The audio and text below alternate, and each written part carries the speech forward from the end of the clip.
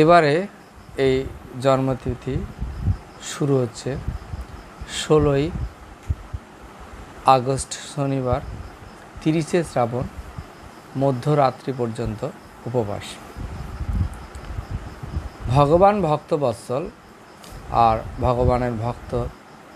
ভগবান ভক্তদেরকে কৃপা করেন, অভক্তদেরকে কৃপা করেন ভক্তরা।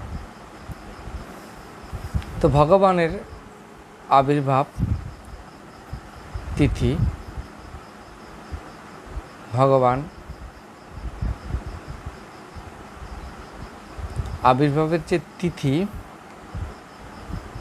নক্ষত্র হচ্ছে রোহিণী নক্ষত্রতে ভগবানের আবির্ভাব, বার হচ্ছে বুধবার, যোগ হচ্ছে হর্ষযোগ, পক্ষ হচ্ছে কৃষ্ণপক্ষ, তিথি হচ্ছে অষ্টমী তিথি, সময় রাত 12টায়।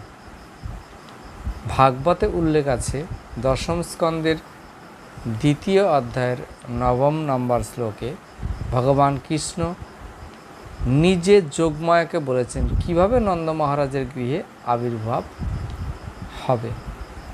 যোগমায়া ভগবানের বোন হিসাবে যশোদা মায়ের গর্ভে আবির্ভাব হবে, এ কথা উল্লেখ আছে। তবে এবার জানাই কেন নন্দ মহারাজের গৃহে রেখে এলেন। নন্দ মহারাজের সঙ্গে এই বসুদেবের কি সম্পর্ক সেটা এবার আমরা জানব। শাস্ত্রে আছে ব্রহ্মার পুত্র হচ্ছে অত্রি, অত্রির পুত্র হচ্ছে সোম, সোমের পুত্র হচ্ছে বুধ, শক্তিশালী রাজা বুধের পুত্র হচ্ছে নৈশ, নৈশর পুত্র হচ্ছে যজতি, যজতির পুত্র হচ্ছে যদু।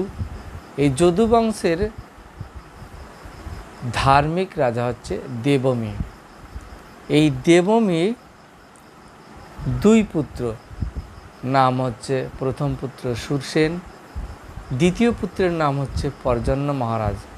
সুরসেনের পুত্রের নাম হচ্ছে বসুদেব, পর্জন্য মহারাজের পুত্রের নাম হচ্ছে নন্দ মহারাজ।